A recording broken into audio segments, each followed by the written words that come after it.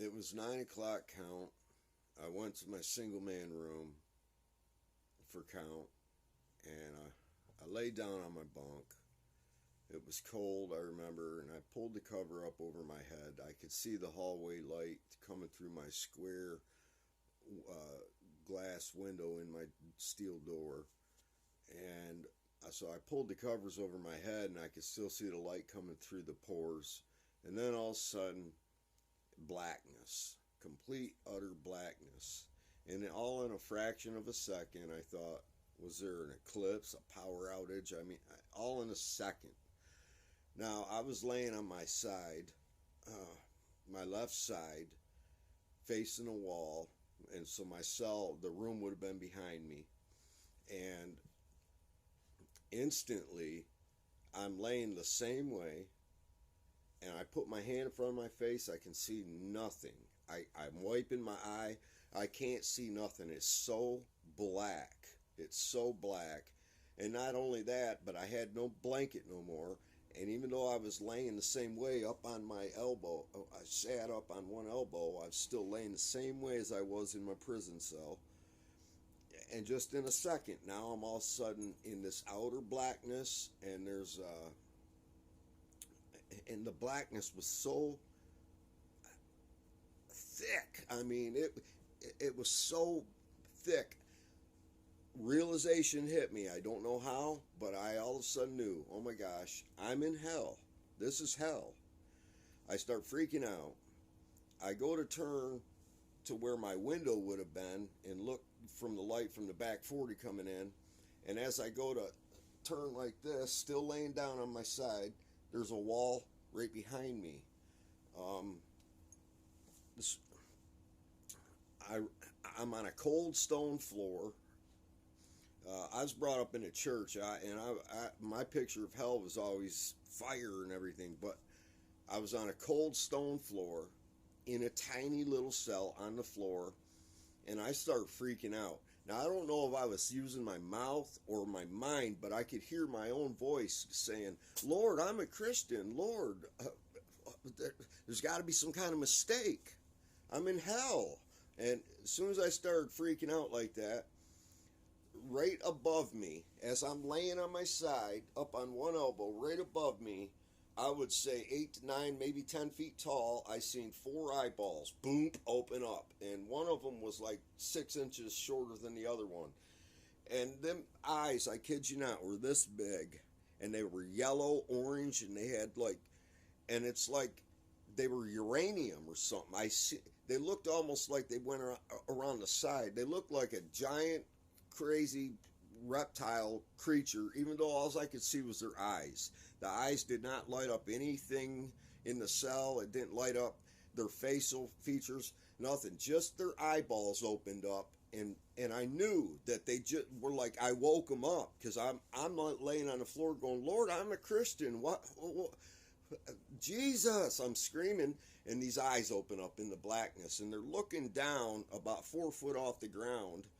And I remember looking up at their eyes, and their eyes were like digital, like focusing in, and they kept going lower and lower and lower. I realized if I was to reach my hand out, I could grab their ankle or their toe. They're standing in this cell, these giant, whatever they were, demon, whatever they were. All I could see is their eyes, and I put my other hand, I'm leaning up on one elbow, and I put this hand in my mouth because my teeth are literally rattling. I'm so scared.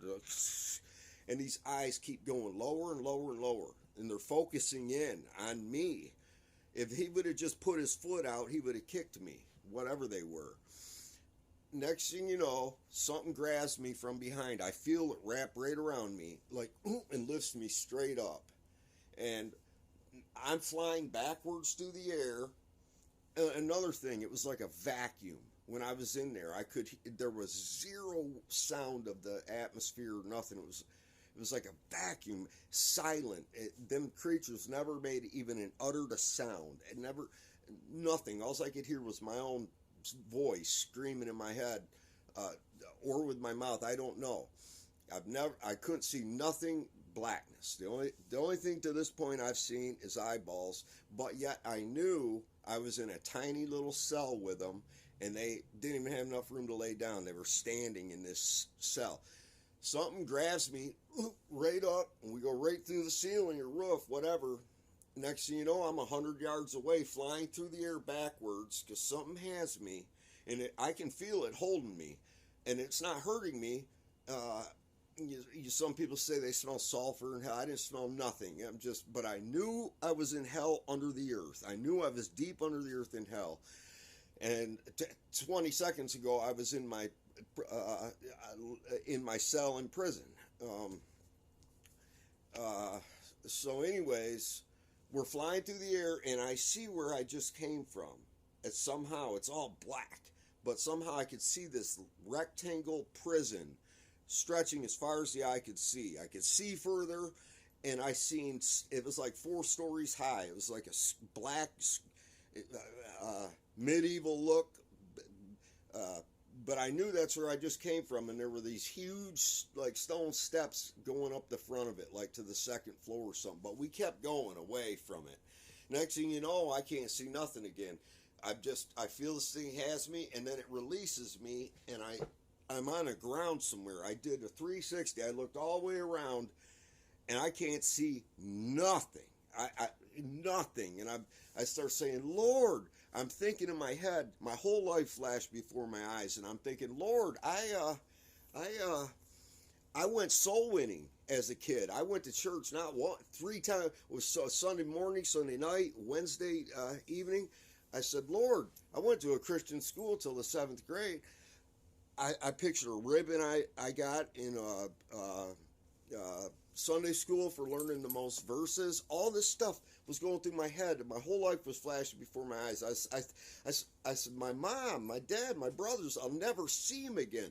And you think you know what eternity feels like mentally? No. I felt it. I felt what eternity.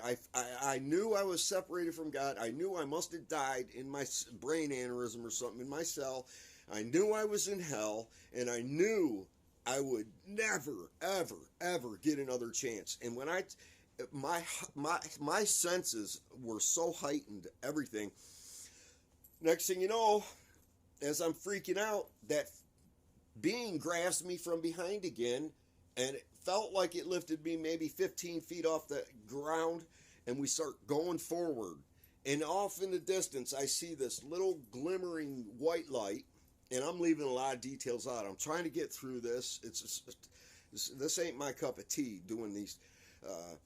I see this glimmer of light, like a galaxy in the middle of blackness, and we're flying towards it. And the whole time I'm screaming. I'm screaming like I've never screamed. God, please, Jesus, I'm saved. What?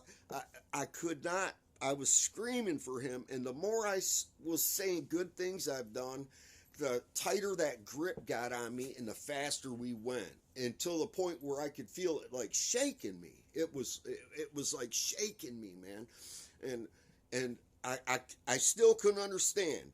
Now that white thing I seen in the distance, we're getting closer. It's getting bigger because we're getting closer to it. I'm not a very good artist, but I tried to paint it. And the camera shows everything backwards. But as we're coming in, long story short, I seen like this never-ending huge wall miles away in the background. The sky looked maybe like it was 400 feet high, so these blackish clouds. And there was this gigantic pole that would make a redwood look like a toothpick. I kid you not, in the center, with a steel collar around the bottom of it.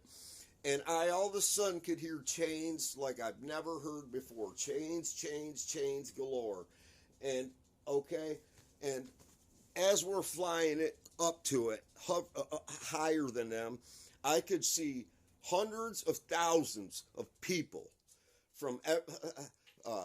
and they all looked like they had no blood in them. They all looked saggy, drainy, zombie-ish, pale white, but I could still tell African-American, Chinese, white, I could still tell.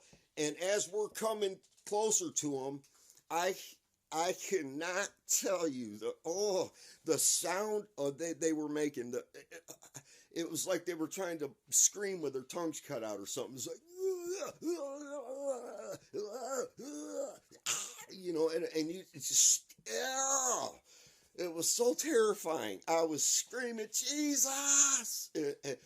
And now we're coming down lower to the outer edge of these people, and I see now about 10 feet away, there's a white guy and an Indian guy, and it's like an invisible hand or a force just parted them, and they were, and I seen they had everybody was chained together to this huge pole about a mile to the center, and they were all shuffling counterclockwise going around, and I could hear the grind of just hundreds of thousands of people all chained, and they were all screaming and mumbling and moaning. I was the only one screaming for Jesus. They had no hope. They were just, and something parted the outer, a white guy, a little taller than me, and an Indian that looked like, not in nowadays Indian, he looked like maybe 500 years ago or something. Parted them. They were so tight like sardines. Even though they were all naked, you couldn't see private parts or nothing. All their skin was ashen whitish. And I seen little kids, old people, everybody. I seen it all, and they were all walking the same direction in a circle. And something parted these two guys, and they went, ugh, ugh. And I knew, and this force had me, it was slowly putting me into that place to be chained with them. And what I didn't tell you is, as I was, before that happened, I was coming up on it, I seen this like thing, it was the only thing that had color.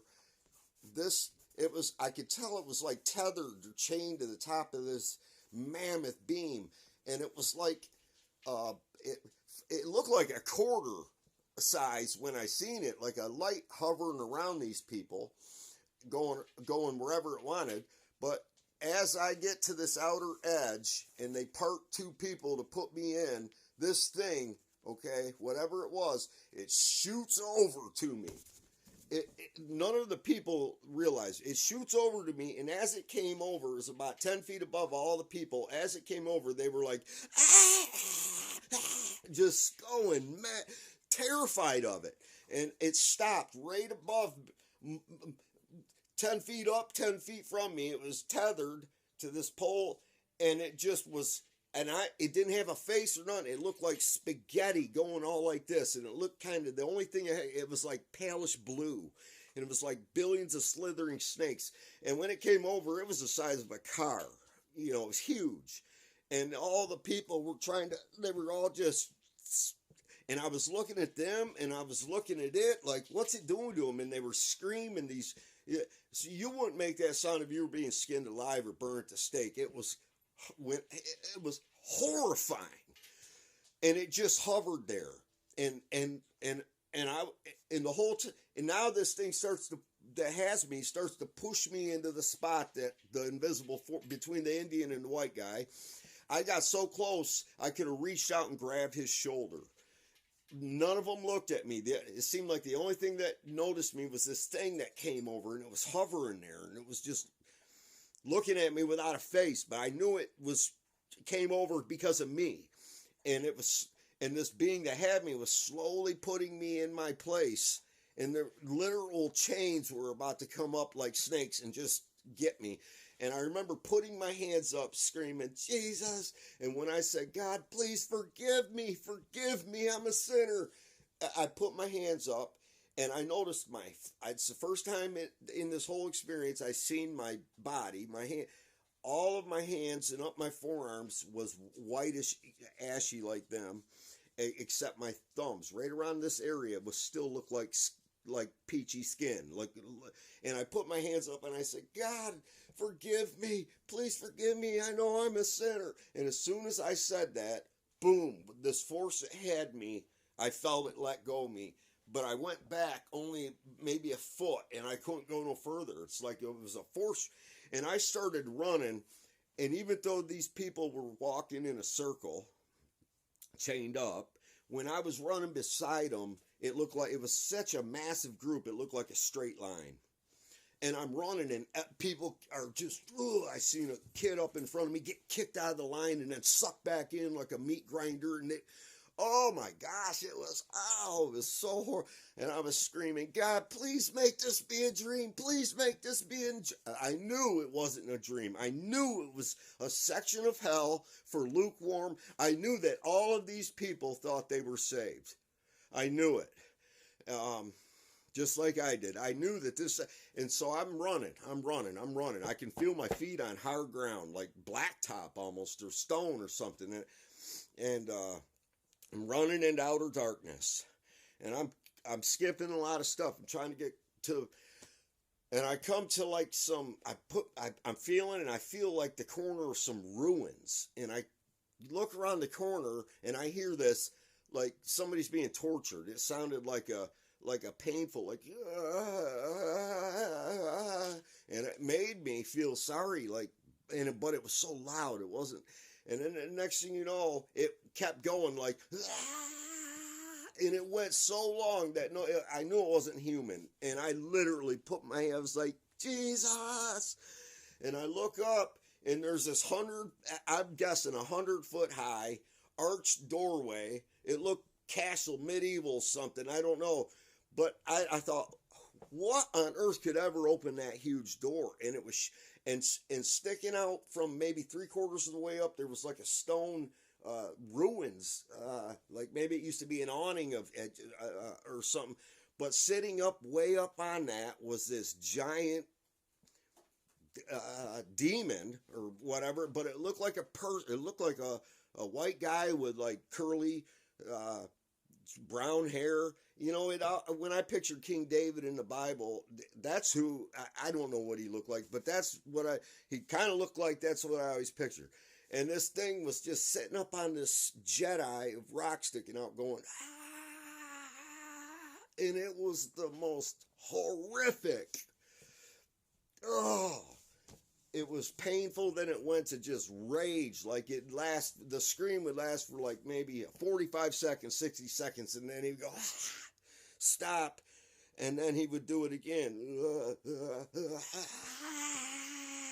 Oh, I forgot to say, in that group, when that thing was hovering, looking at me, the spaghetti thing, when that angel or whatever had me, I think it was an angel, when it let me go, and I went backwards, that thing shot away to the center of these hundreds of thousands of people, and I'll never forget, as it went across them people, the horrific, horrifying, painful screams these people were making. I can't even try to, I wouldn't even try to embarrass myself trying to act like horrifying.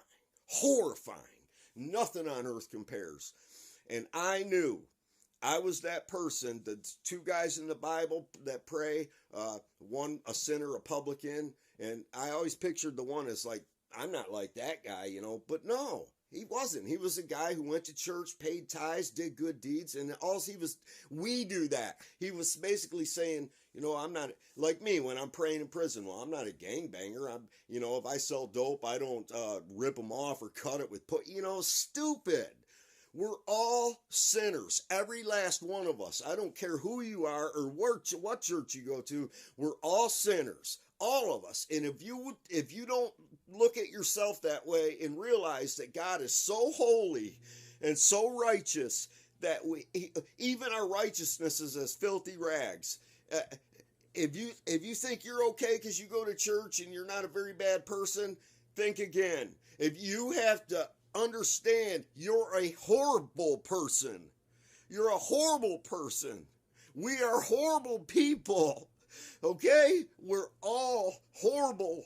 And we all have to kneel before God and give him our lives. Die to our flesh daily. That's what being saved is. Christ died for our sins. It's not, don't take grace seriously. Man, I came back up. Something grabbed me again. I'm skipping all kinds of parts, but it lifted me up and so quick. And I thought, oh my gosh, because this thing that was this And when we went up past that door and I looked down on that guy screaming, ah, and I know people say with these feather wings of angels, it wasn't like that. It was like giant skin wings, or black. They were more like a bat than what you see in.